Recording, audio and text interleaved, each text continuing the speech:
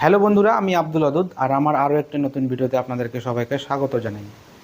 আজকে আমার এই ভিডিওর বিষয়বস্তু হলো আলোচনার বিষয়বস্তু হলো যে এরকম একটা গ্রসারি শপ বা সুপারমার্ট খোলার জন্য আপনাকে এই যে 4-5টা মূল জিনিসের দরকার, সেগুলো নিয়ে আমি একটু আপনাদেরকে আলোচনা করব আপনাদের সাথে।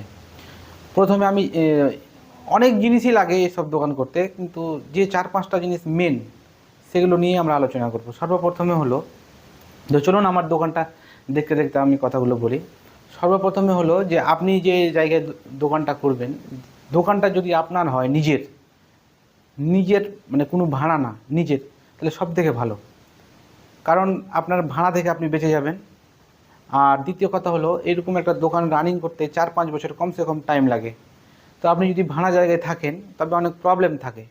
সে রিনিউয়াল 1 বছরের আপনাকে দেবে লিমিট, তারপরে সে রিনিউয়াল করবে না, অনেক রিস্ক, মানে ডিটেলস আমি অন্য ভিডিওতে বলবো। আর 2 নম্বর কথা হলো,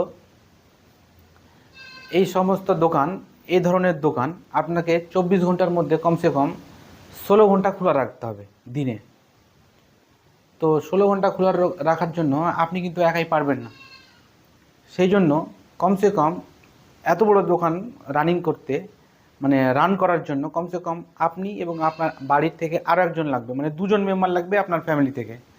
কারণ আপনি যখন দোকানে না থাকবেন 2-3 ঘন্টা, কোনো সময় তো আপনি দিনে বিশ্রাম নেবেন 2-3 ঘন্টা, সেই সময় যাতে আপনাকে আপনার পরিবারের সেই লোকটা ব্যাকআপ দেয়। তো চলুন আজকে ভিতরের দিকে যাই আর দেখুন আমার দোকানটা দেখুন। আর 3 নম্বর কথা হলো যে দোকানটা যে করবেন আপনি কমসে কম 400 থেকে 500 স্কোয়ার ফিট জায়গার মধ্যে করবেন, কমসে কম। এর থেকে বেশি হলে আরও ভালো, কিন্তু 400 স্কোয়ার ফিটের যেন নিচে না হয়। কারণ এই সমস্ত দোকানে আপনি সমস্ত কিছু রাখার চেষ্টা করবেন, সমস্ত কিছু জিনিস রাখার জন্য, এবং আপনাকে রাখতে হবে, এবং সমস্ত কিছু জিনিস রাখার জন্য আপনাকে কমসে কম 400-500 স্কোয়ার ফিট জায়গা লাগবে।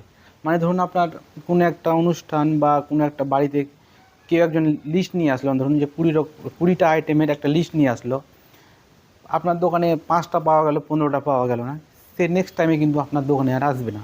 কমসে কম যদি কেউ 20টা আইটেমের লিস্ট নিয়ে আসে, কমসে কম 18টা যেন পেয়ে যায়, তবে সে রিটার্ন আসবে দোকানে। আর সমস্ত জিনিস রাখার জন্য 400-500 স্কোয়ার ফিট জায়গা আপনার লাগবে। আর 4 নম্বর কথা হলো যে আপনি যে জায়গায় দোকানটা করবেন, সেই দোকানটা যেন আপনার গ্রামে বা আপনার শহরে ঢোকার মেন রাস্তাতে থাকে, মেন রাস্তার উপরে থাকে, যেন সেই রাস্তা দিয়ে যত লোক যাতায়াত করে যেন সে আপনার দোকানটাকে দেখতে পায়। আর যদি আপনার দোকানটা কোনো মার্কেটের ভিতরে বা কোনো স্কুলের পাশে, মার্কেটের ভিতরে হলে সব থেকে ভালো।